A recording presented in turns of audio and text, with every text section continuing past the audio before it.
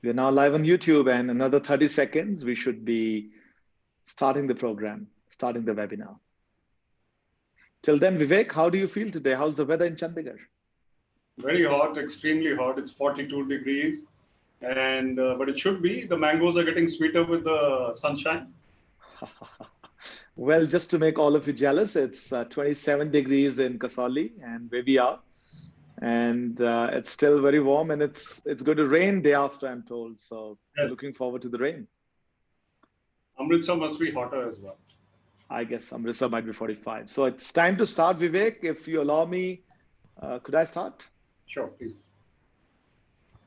Good afternoon to everyone. Good afternoon and welcome to Ideas That Matter, the webinar series of Shulini University, Kasauli Hills. Every day we come to you with a program to inspire all of you, to make sure that our students get inspired, the young minds of India get inspired. So far, Vivek and I have covered around 30 plus schools, more than 20,000 teachers, and we're so delighted to be in this webinar today. As a quick introduction, my name is Atul Khosla. I'm the founder and Pro-Vice Chancellor of Shulini University. We are located in Kasauli Hills, Himachal Pradesh. I'm a BTech from IIT Kanpur, an MBA from a school called Jamnalal Bajaj, and then spent more than 20 years in the industry, several multinational companies such as McKinsey and Company. And finally, the teaching bug hit me. 7 years back, I got into teaching and very proudly called myself a proud and dedicated teacher like all of you. I have with me today my dear friend Vivek Atray. Vivek is an ex-IAS officer, a motivational speaker, a TEDx speaker, and a very dear friend. For me, also an advisor and a professor to Shulini University. So we'll be talking about emotional intelligence, EQ. The format is going to be Vivek will be taking charge. We'll take around 20 to 25 minutes. I'll come in between, share my views and share a couple of videos. But before we start, I'm going to request Richa ma'am to please formally initiate the webinar. Over to you, Richa ma'am. Thank you so much, sir. You may please start. Yes, sir. It is not the strongest of the species who survive, nor the most intelligent ones, but those who are most adapted to change. It is an indubitable fact that most people are judged by their IQ, the intelligence quotient. But does any one of us realize that we live with people, communicate with people, and work with people, and obviously not with mathematical problems? Distinguished panelists, honorable parents, and dear students, I, Richa Arora, welcome you all to your moment of realization as the moderator for the day for this enlightening and edifying webinar. Emotional intelligence is the key to success. It is with great delight and deep sense of gratitude that I welcome Mrs. Manjot Dhillon, Director, Mount Litra Z School, Amritsar, and thank her for her extraordinary vision and unwavering commitment to provide us with opportunities that are second to none. I take immense pleasure in introducing our esteemed guests of the day, Mr. Vivek Atray and Mr. Atul Khosla. We extend you both a very warm welcome. Leadership and teamwork are about understanding other people and not being self-centered. This belief of his is just one example that exhibits how inspirational and optimistic Mr. Vivek Atray is. A former IAS officer, celebrated TEDx speaker, acclaimed author, treasured advisor, and professor at Shulini University. Well, there's more to this. He's also a founder of the Vibrant Networking Forum and the Chandigarh Literary Society. Yes, dear attendees, he is a gem with many facets. Mr. Atray is chiefly known as the motivation booster of thousands of youngsters in adopting a cheerful, positive, and multidimensional approach. I would also like to introduce the founder, president, and pro-vice chancellor at Shulini University, Mr. Atul Khosla. Mr. Khosla is known for initiating partnerships with industry and top global universities, starting new innovative academic programs, transforming a traditional system to new methodologies of pedagogy, initiating skills-based curricula, and building one of India's most dynamic and cutting-edge education technology platforms. In addition to this, he advises several Indian and global organizations on issues of strategy, operations, and innovation. A very warm welcome to you, sir. Without further ado, I would now request Mr. Vivek Atray to begin with the webinar and tell us how it takes more than intelligence to act intelligently. Over to you, sir. Atul, would you like to say something first? I think I'm speechless. Richa, first of all, is a beautiful speaker. Thank you so And much. I hope we live up to the description and the praise you gave to us. There's no Vivek, doubt, sir. Vivek, over to you, and we'll use the format. Towards the end, we'll also request Manjot ma'am and Richa ma'am to come in and also participate in the panel discussion. Over to you, Vivek. Thank you very much. Pleasure to be speaking to the school. It's a pleasure to have the director, Manjot ma'am, and the principal, Rupinder ma'am, and all the colleagues from the school. And especially thanks to Atul Khosla for introducing me and welcoming so many people to this webinar. In fact, we have spoken, as Atul said, to 30 schools already, and we are looking forward to speaking to many more. But I was very excited when told that a large number of parents and others would also be joining this webinar. So it's great to reach out to all of you. The topic you have chosen from the list we gave you is very interesting. It's emotional intelligence. And it is my favorite topic to speak on. So I'm going to be enjoying this webinar a lot. Every day, Atul and I, we speak to audiences on various topics. Just by choosing this topic, you have shown that your emotional intelligence, the management of the school has high emotional intelligence. Because people normally look up for success, and success is short term. Success could be materialistic. Success could only be something that is to do with revenue and accolades and fame and power. But emotional intelligence is deeper, and emotional intelligence leads to true happiness and a sense of fulfillment in what we are doing. So if we talk of emotional intelligence, in my experience as an IAS officer, I have seen various kinds of people. Those who are full of themselves, that is self-centered, and those who are caring and concerned for others. These are the two extremes. One extreme which is totally full of themselves, the other extreme which is caring and concerned for others. Most of us are somewhere in the middle, where we are, at times we lose our cool, or we lose our patience, or we lose our magnanimity, or we lose our caring, and we become too self-centered, but largely we are okay. So we are human beings. We will go through ups and downs. There are so many trials and tribulations which come in life. At present, we are going through one of them. And this crisis has brought out new facets of human behavior. People have been locked up together. Teachers have been teaching online and reaching out. We were speaking yesterday that teachers are now being listened to or watched by parents and neighbors and dada dadi and everybody else apart from the children. So it has become a different ball game and a paradigm for teachers.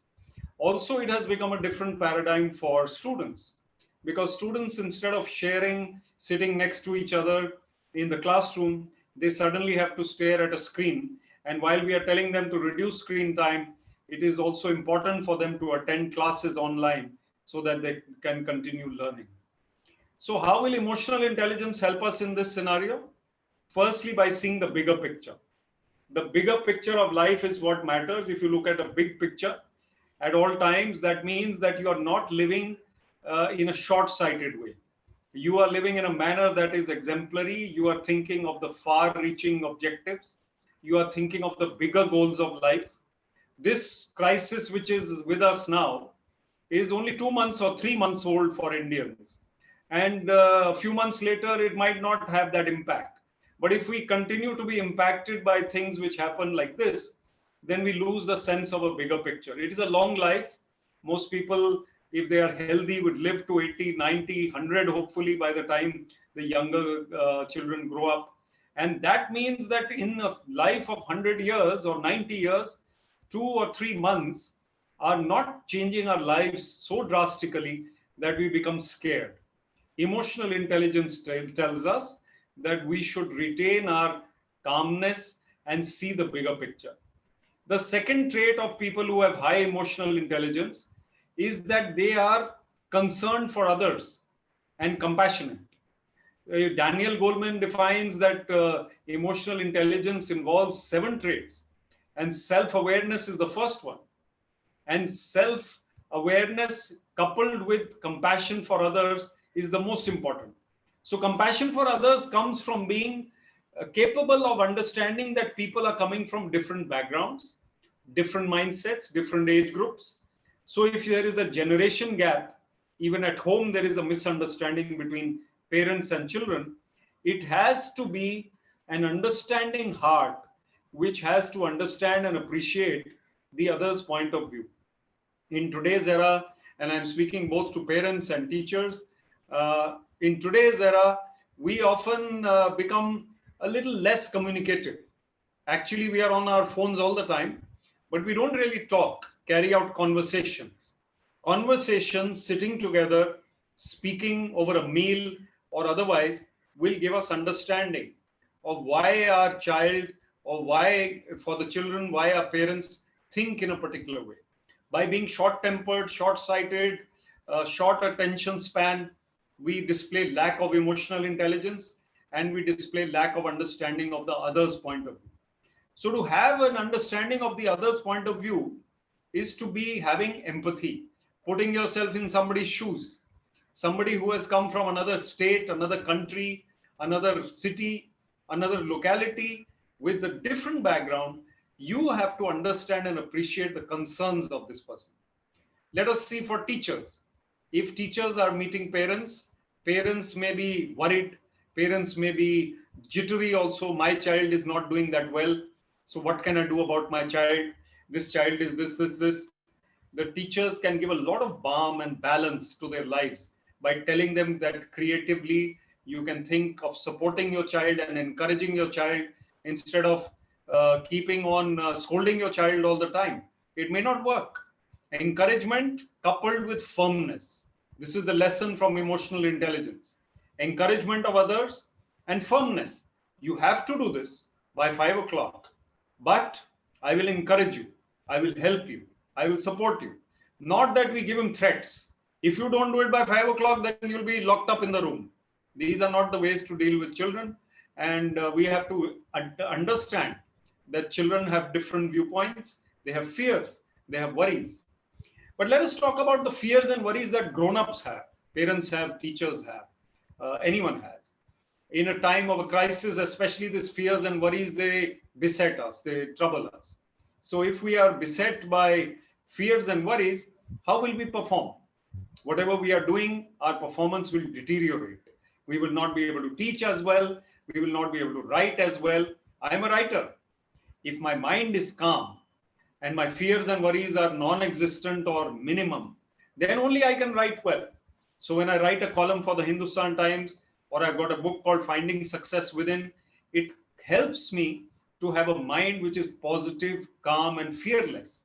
If I'm scared about whether this book will succeed or not, whether the people will like it or not, then I won't be able to give it my all.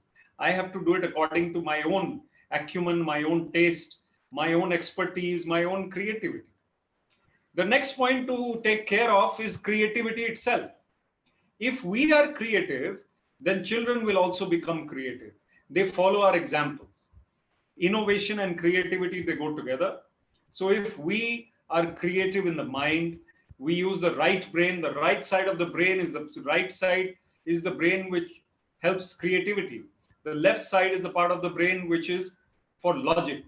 Most of us use logic a lot. We are very good at small calculations, organization, and methodical ways of doing things. But suddenly if someone has to create something, very few people are able to paint or sing. Those who are able to, they are lucky, they are talented, they are special. They are better also at emotional intelligence. An artist may be temperamental, maybe sometimes moody, but emotional intelligence is quite high. A writer, a musician, a sportsman, a painter, someone who is into photography, you will find generally that their EI or EQ is high. So it is very important that you should have these kinds of traits. Even parents and teachers who have been in the field or working for many, many years can still spend time on their own creative pursuits to have a high emotional intelligence. And then you understand life better. You are more positive, more cheerful. And cheerfulness comes from having accomplished something creative. If I write a book or I write a piece in the paper or I give a speech as a motivational speaker, I feel good about it. And when I was doing my work, I was feeling good about my work if I was creative. I was thinking of new ideas to get things done. And in government, of course, they don't allow you to do new things much. But a crisis like the present crisis gives you an opportunity to come out with creative and innovative ideas as an officer. So it is very, very important that we retain our creativity, and then we will be able to become highly emotionally intelligent. And before I hand it over to Atul for a video, I'm also going to show you the cover of my book. It's called Finding Success Within. It is 52 life skills for young people. It is my third book, and this is a book which will give you 52 ideas on how to be more successful in life, how to have more results in life. And just before the break, let me also say that finding success means finding happiness. Success which does not give happiness is also possible. Power without happiness or money without happiness is possible. But what is the point of that power or that money or that fame which doesn't lead to a happy heart? There is a Golgappa wala in Chandigarh. I watch him every day when I'm crossing, not in the lockdown, but before that. I watch him and I see him. He's poor, but he looks so happy, delighted all the time, smiling from ear to ear. We have to learn from other people and increase our own emotional intelligence. I'll have a few points after Atul adds his ideas, as well as shows a video of a wonderful experiment and research that has been conducted at Shulini by Aman. Over to you, Atul. Thank you, Vivek. What beautiful thoughts. And I'll just like to add to what Richa said. The future of this world is not just about IQ, but it's about a combination of IQ and EQ. So beyond that, Vivek spoke to us, I'd like to introduce three more concepts to you. The first is when we think about success and we think about the skills which our children will need to succeed going forward, the two sets of skills will be really, really needed. The first are what we call we skills. We skills are skills that are needed to collaborate, skills that are needed to make teams work, skills that are needed to lead a team, to become a leader.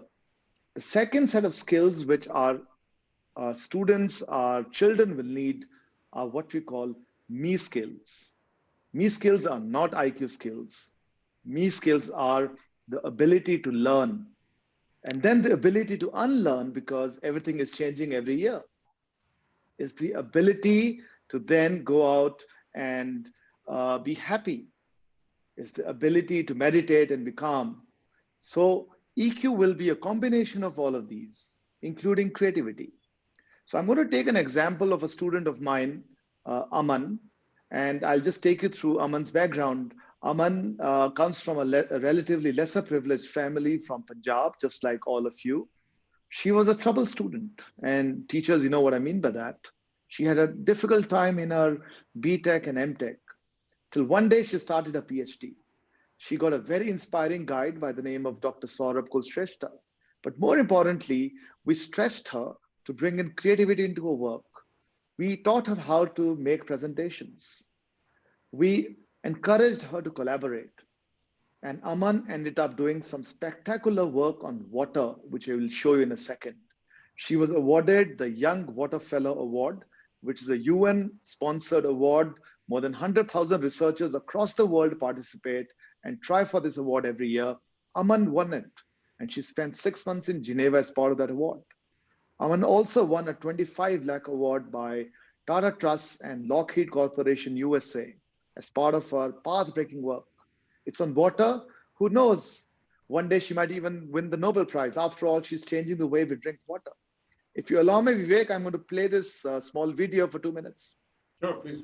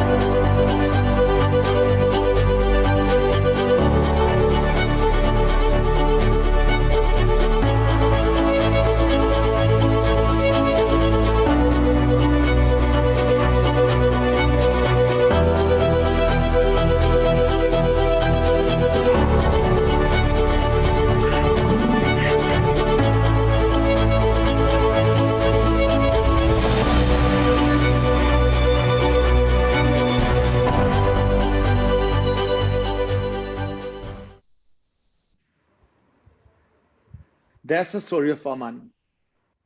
It's a very simple idea, but creativity, inspiration, and collaboration made it a world beater. I think all our students, all our children can do amazing stuff like Aman. Aman probably was never the topper at school. Probably she never had the best IQ, but she ultimately is the winner, and that's what EQ can do to all of us. Over to you, Vivek. Thank you very much, Atul Khosla. Wonderful, inspirational video and ideas. I would also like to add to what I said earlier by saying that we are a composite of body, mind, and soul. Body and mind, we all take care of, especially the body. We eat, we keep sleeping, we eat, and we work out at times. Some people work out, some people don't work out. Some people are into sports and others are not. If you're not, then you should be. And parents also should be into sports of some kind if possible.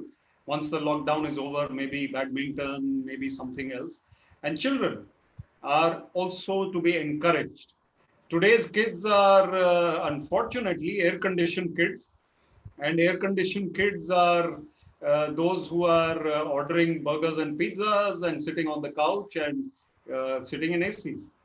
If they are able to spend 1 hour and a half or at least 1 hour on the sports field every day, I know it's very hot, but maybe sometime early morning or evening, then whenever they are allowed to go out, they will be able to sleep on time because they are physically tiring themselves out. Very important to balance body, mind, and soul.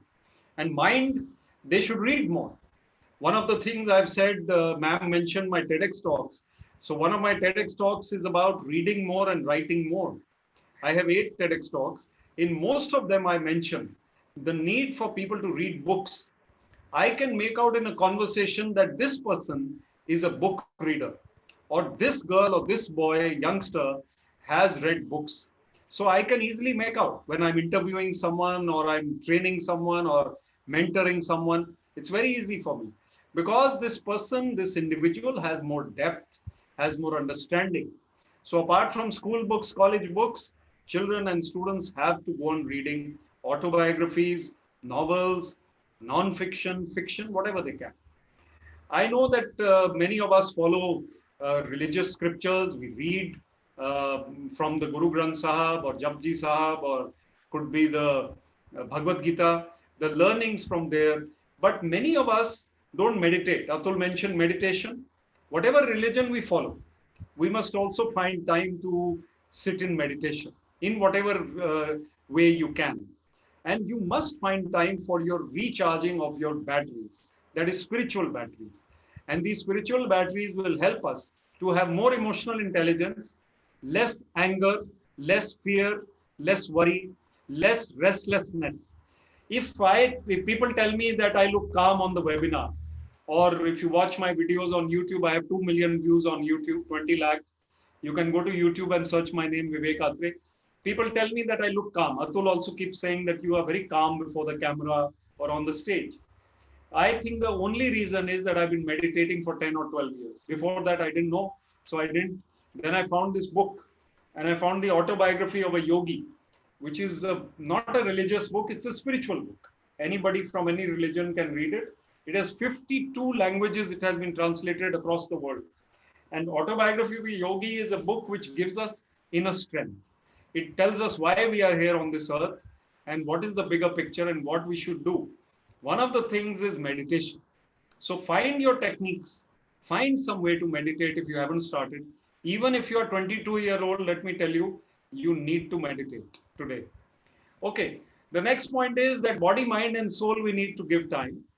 But are we giving enough time to those things which really matter? Prioritization is a key factor. And prioritization means we know what really matters. If I have low emotional intelligence, then I will spend 2 hours gossiping with someone. 2 hours, 4 hours, sitting and just, criticizing others. I don't have that much time in life. Even if I've retired or someone is 75 or 80 years old, I'm sure this individual will also like to spend his years constructively, not criticizing government and politicians and cricket team and municipality and what is the life if we are only spending our time criticizing others? So let us spend our time constructively. Prioritization means that we know what matters and we give it more time. We give it more space in our lives. Family is number one. If families are not eating together, even in the lockdown, then please sit down 3 times a day deliberately and eat together. Breakfast, lunch, dinner, and other time, chai time, whatever it is, please go ahead and sit together at least at that time. Otherwise, we're all on our phones, or earlier we were on the TV. I mean, watching the TV. You can spend so much time with technology that your prioritization will go for a 6. Spend time on self-development, reading more, meditating, sports, creativity. These things will give us high emotional intelligence. And the last thing I want to add before I throw it open again and pass it over to Atul is anger management and watching what you say in front of others. How do we control our restlessness and our temperament and our temper? By watching our mind. Today, at the end of the day, at 9:30 or maybe 11 o'clock before you go to sleep, whatever time, analyze how were you throughout the day. Try and remember at that time that at 3:57 in the afternoon, Vivek Atray said, analyze your mind. So before sleeping, just see, was I well behaved? Was I jittery? Was I short tempered? Was I shouting? Was I irritated? Or was I cool? Can I improve tomorrow? Can I be better? People who have high emotional intelligence don't lose their cool. Very few times will they. Even if they have to scold somebody, they will be firm, but they will not be rude. They will not throw that person or shatter him to bits.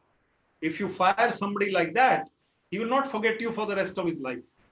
He will think of you every night because you were rude, uncouth, unparliamentary with that person.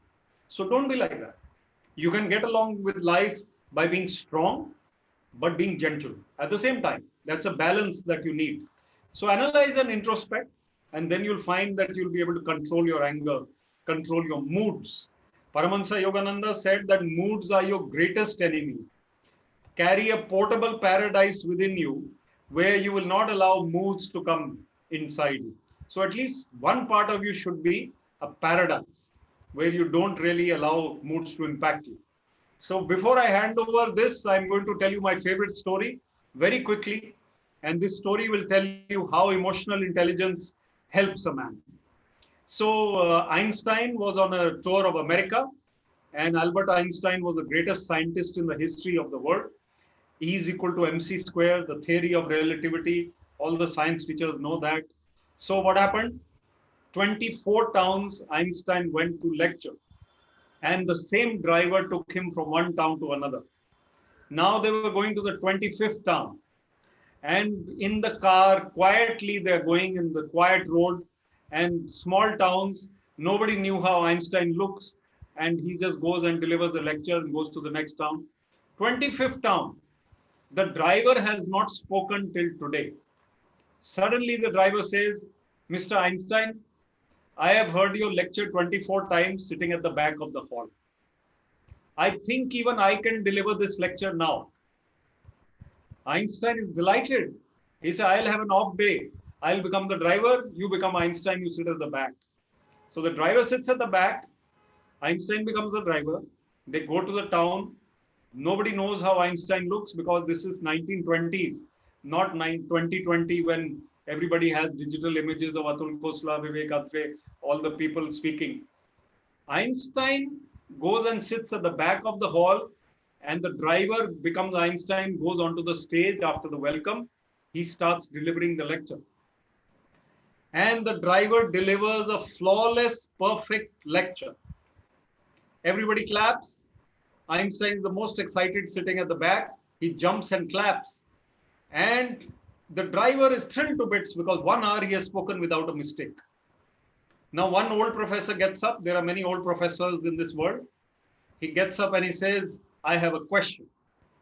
And this question is the most difficult question ever asked to anybody. Now, the driver doesn't know this answer. He says, oh, this is a very, very simple question, professor. My driver will answer it. I know you are laughing and clapping, But the point is that the driver was Einstein and he could answer it very well. So our presence of mind, our calmness, our intelligence coupled with receptivity and listening skills, these are what help the driver to become like that, to speak like that. Let us try and have these qualities and we will succeed in life and we'll be happy in life. Over to you, Atul. So well said, Vivek, and what an amazing story. Because there are lots of parents here, lots of teachers here, and possibly some students here. I would just like to say that, if you go out and plot the most successful people in this world, they're not the guys who scored the 99.9% marks in their 8th, 9th, 10th, 11th, 12th. I'm sure if you ask Mr. Modi, he'll tell you that he was not exceptionally good at school. A little bit of my story too, Vivek. I scored 76% marks in my 10th, 74% marks in my 12th. But I decided that I should get into IIT, and I did. I went to IIT Kanpur. I was the first Himachali ever to get into IIT. And the concept I'd want to share with all of you is also passion, fire in the belly, shiddat. इतनी शिद्दत से तुम्हें पाने की कोशिश की है कि हर जर्रे ने हमें मिलाने की साजिश की है. When I look at my students at Shulini, Vivek, I'm so proud. I'm so proud because today Shulini is the #1 patent filer in India. We file more patents than any other IIT. IIT Chennai is #2 at 140 patents compared to 208 of Shulini students. How does it happen? It happens because of a simple magic, which is passion. So as teachers, as parents, please give this confidence and passion into your students, into your children. And the day you do that, they will create magic. I will end this talk, Vivek, by complimenting the teachers. You guys are the true Corona warriors. You have ensured that not a single day of learning is lost. You have ensured that our young generation is inspired every second, every day of the coronavirus pandemic. You're out there balancing your families, going out and giving great lectures every day. So salute to all of you, salute to all my fellow teachers. I have a passion for India, Vivek. I have a passion to make young Indians successful. So have all of you teachers. I think with this, I'd like to show a small passion, which will give you a small jhalki of what Shulini is all about and what we're trying to do. So if you allow me, I'll play another minute of a video.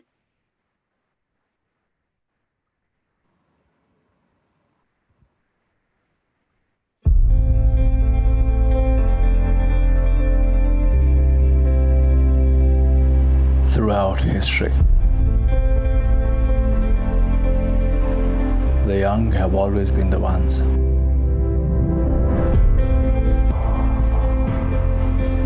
to shape the future.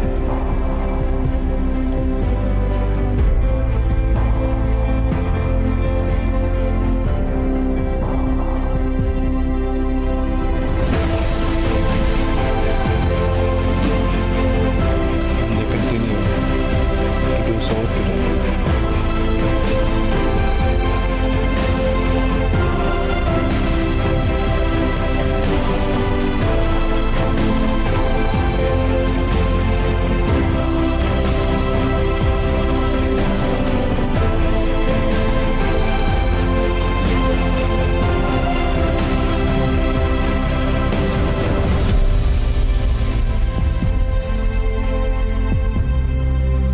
You are the country's biggest asset, our best bet to conquer the future. So what are you waiting for? Your time to dream is now. Dream of the research that can change the world. Dream of a high-flying corporate career. Dream of higher studies in the world's best universities. Dream of developing cutting-edge technology of the future. Dream of your own global startup.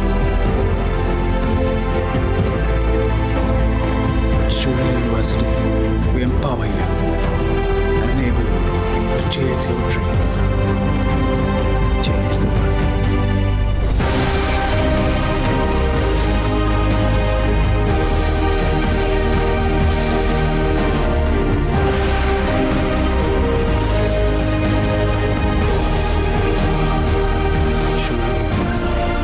learning, think success. So before we go open it up, Vivek, or you might have last words, I'd just like to say that Sure. the future of India, the future of the world lies with the young minds. Let's give them the opportunity to be creative. Let's give them the opportunity to dream. And the moment they do that, life will change. I'll give a small example of me. I was very keen to do research, Vivek. I remember going to a lab when I was at IIT, and I went to one of my very senior professors and said, please allow me into the lab. I also want to do these great experiments. This guy chucked me out saying, you are too young. Come after 3 years. That day I decided to be an MBA and not an engineer or a scientist. It killed my creativity, my desire to do new things. So like I said, I have a dream. What did we do at Shulini? We've made a library 24 hours. It's open 24 hours, all 365 days of the year. Our labs are open 365 days, 24 hours. Any student from any stream can go into any lab and do any experiment. And if you do that, your students will do wonders, and your students and your children will make you proud. With that, I'll hand it over to you, Vivek, and we'll answer any questions that come by the way. Yes, thank you, Atul. Very inspiring video. I must add that I'm a visiting professor at Shulini University, as was said. I go there regularly, and it's a pleasure to be at the campus, and what research, what objectives, high objectives. And becoming the highest patent filer in the country is no mean achievement. Really fantastic. Also, let me add that parents who are watching this, I would urge you to encourage your children to be creative, to go into fields which are not routine. Maybe they can also go into routine fields, but always be creative in life and always have an edge over others by thinking differently, trying to do things in a different way. Very, very important. Then also others who are watching, teachers who are watching also, they can be creative in their ways of teaching and whatever they are doing, making things more efficient, making things better. And I would also like to say that please be connected with Shulini University as well as with my writings, whatever I give speeches. So by being connected with us, you'll be able to understand more about what we have said in this webinar. And the way to do that, you can follow me on LinkedIn or Instagram and be connected there. Shulini University has great campaigns on Instagram. By the way, Atul, I was seeing that not only are we talking about Shulini, we're talking about honoring the common worker or the police person or the corona warriors, great inspirational messages. So please follow us on Instagram and LinkedIn and Facebook and Twitter and stay connected after this. This is not just a webinar that comes and then goes. Learning from each other and sharing is what should continue. Let's take the questions then, Atul. Absolutely. I'll also request Manjot ma'am to also come live if she's around. We'll appreciate that if you can also participate in the discussion. Until she comes live. Atul. Yes. Hi, Atul. Hello. Hi.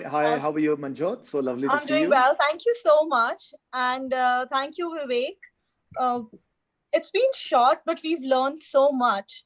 And personally, I do feel there should be a lot of conversation on this topic. And well, you started that conversation and we'll continue it. And from the educator's perspective, what I want to say is that very often all our assessments and everything that we do in schools is centered around either assessing the IQ or developing it. Yeah. Very rarely do we actually work on developing the EQ, the emotional intelligence. And as far as I know, IQ contributes only to 20% of your success, possibilities of your success. And 80% actually goes to other factors. So what are those factors? I think EQ is a major part because you may have a very high IQ, but if you're not able to motivate yourself, if you're not able to persist in the face of frustrations, if you're not able to control your mood swings, delay gratification, if you're not able to empathize, and if you're not able to continue to hope, success will continue to elude you. So, there's this line from one of my favorite books, The Little Prince. And it says that you see with the heart what is actually right, because what is truly essential is invisible to the eye. So, yes, thank you so much for engaging in this conversation with all of us today. We will all, educators, the parents, all the stakeholders, we should all work towards making EQ a high priority and develop it within ourselves, develop it within our students. And I'm sure success is not difficult to achieve. So yeah, thank you. So well said, Manjot ma'am. There are a few questions. We can pick them up, Vivek. I also have a couple of questions for you, which I'll ask towards the end. But Ritika ma'am is asking that we hear EQ quite a bit. It's a common term. How do we help the children to improve their EQ? I think that's a good question.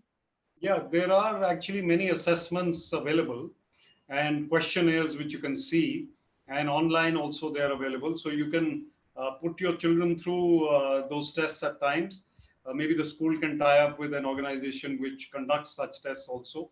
Also, there are these tests which prepare them for life and career. So you know that which option you should choose and which ones you shouldn't. So those also can be there.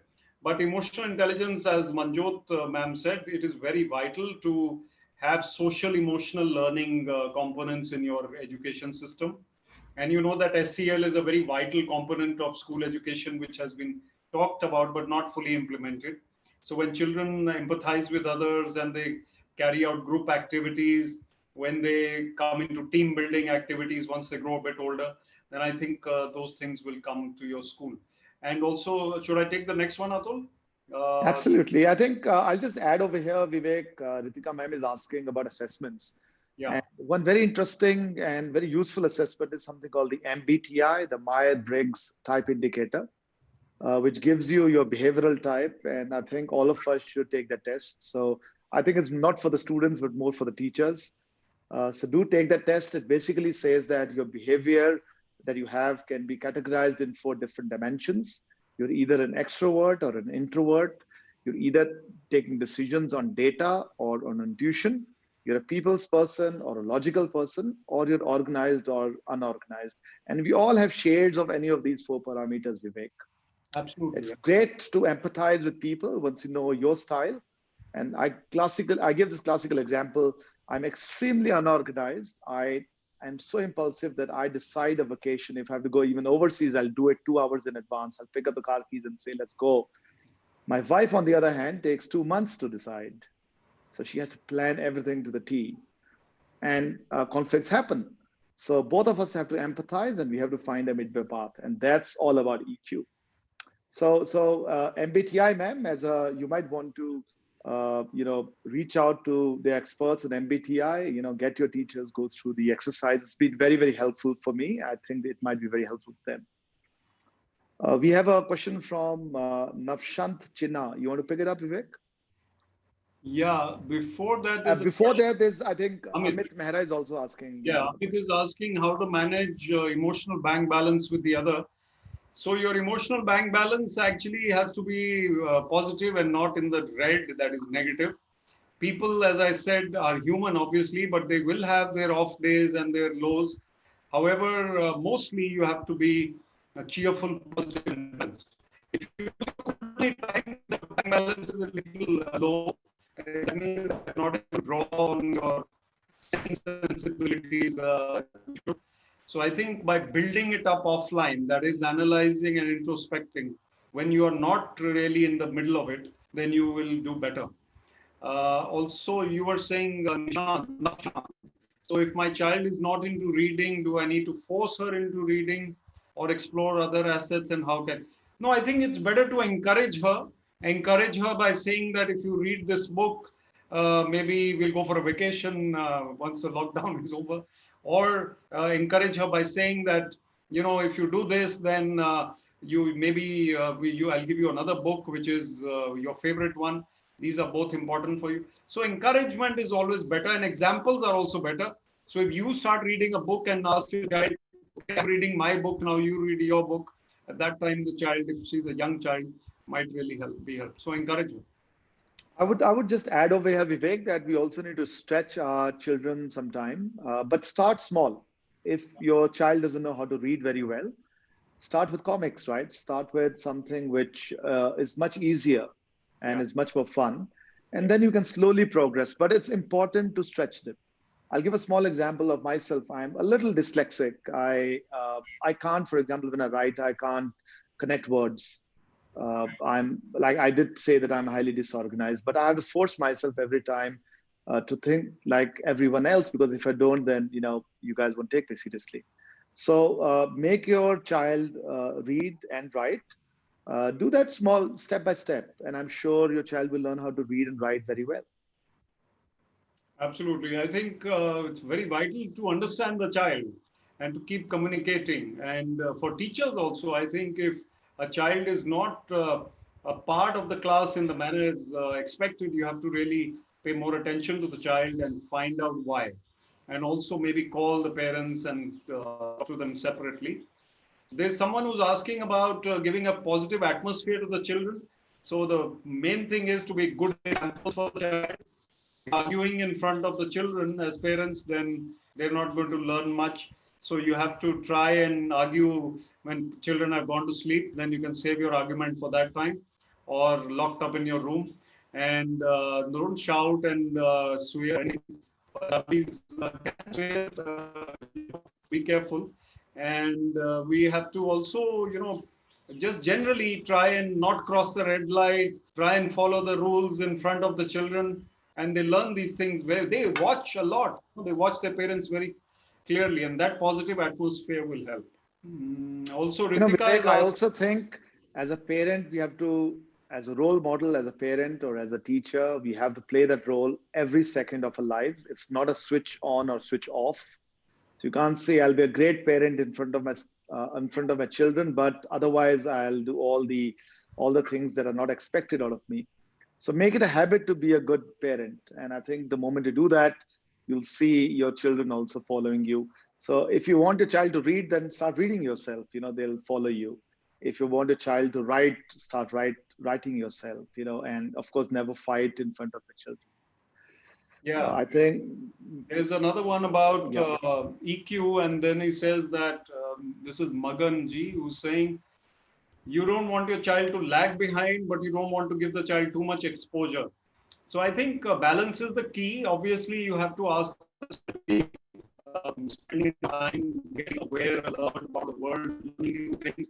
Yes, social media, too much. Vivek, we're losing you a little. Your voice is not coming very clear. You want to try Okay. again? I think it's okay now. Okay, so you have to balance your child in terms of learning. Sports is important. Book reading is important. Electronics are also important. And there's a question on mood swings, Atul. Mood swings. They are part of human beings. Ritika is asking about mood swings. I personally find that meditation helps me to control mood swings. I used to be an angry person at times. Now I'm not. Very, very rarely now. So I think it's better that we meditate to control our temperament and moods. Atul? So Vivek, as I've always said, I had a very bad temper, and you've been helping me a lot. So Vivek is my guru on meditation, and I've really improved. I think some of my colleagues on this webinar might be able to sort of say yes. But I'd also say that don't kill yourself on it, right? I mean, be yourself, because there's some questions around saying, I think Ravneet ma'am is asking, can we make our kids more creative? Listen, everyone is different. Some people have strong IQs, some people have strong right brains. Let them be what they are best at. Don't try to force your child to be like someone else's child. And I think that's something which I'll say. Your child might be great at painting. I was really pathetic at painting. I couldn't paint, for God's sake. But then I was very good at some other things. So if your child is not creative, then let it be. Probably he's going to be a mathematician and be Einstein. Right.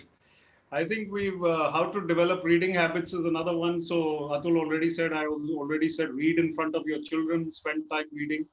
So you can definitely find the answer. Children are facing mixed emotions, so how to deal with that? Well, children will be human. We were all like that. We are still like that. Mixed emotions are a part of life. So just to overall give them good values and be the example that you want them to be. I think that's most important. Atul, should we pause here or I I need think, yeah, we are done with the questions? questions. I think there's some Q&A. There's some questions on So there's Q&A. one We missed Q&A. those. Let's see. So Three. Tanya is asking a question to you, Vivek. Vivek, the question is to you. You said reading makes a big difference in making a child's EQ. How to inculcate highly visual? Well, a visual child who's basically more into videos, I guess, or not into reading. Maybe you can read out stories to him or her. If you are, maybe audiobooks also might help. Listening to stories. If the span of attention is less, then audiobooks can be used. Reading out can be used. I think that might help. Anhad is asking something. How do we encourage creativity at home? Yeah, so at home you can make the children do things which are different, organize things in a different way. You can get them into music and art and poetry and writing. I encourage many youngsters to write. There is a very good author from Amritsar. Her name is Simran. And Simran, actually, her book was launched in Chandigarh a few months ago. And I was there at the launch. Very good author Simran Singh. So there are examples in your own city, great authors. Then we have what is the reason that we're getting distracted, even though we're spending 1 hour for playing? Well, distractions are a part of life. If we get distracted, sometimes it's okay. But if you get distracted all the time, then there's a problem. You have to basically tell yourself that I'm going to study for the next 20 minutes. In that 20 minutes, I'm going to try and focus all the time. And if you can do 20 minutes, then take a break, go back for 20 minutes.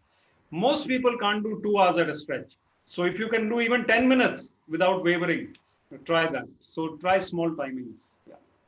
You know what I'll also say is, it sounds stupid, but uh, let's start teaching our children simple breathing exercises and simple meditation exercises. And there's a reason for that.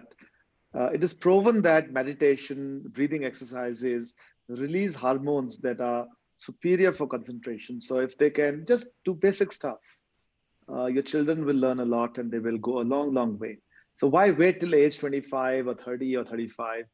Let's start them. Probably I'll request Manjot ma'am to introduce a little bit of yoga and meditation in the school, probably once in 2 weeks, but just a bit. That's right. Absolutely. Now we've been speaking a lot. I think we should hear a little bit from Manjot ma'am. I mean, we are sort of preaching to the Pope over here. You've got so much experience, ma'am. Would love to hear from you. And then concluding remarks as well. Yeah, sure. So whatever we've heard from you today is going to be very useful for all the parents, for myself as an educator. And, so much can be said about emotional intelligence.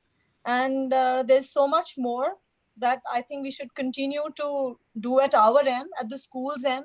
Like you said, yes, yoga is something really important. Meditation, of course. Mindfulness is something that should be taught to little children, and it's done in the kindergarten, also in our school. But yes, it can be made more structured.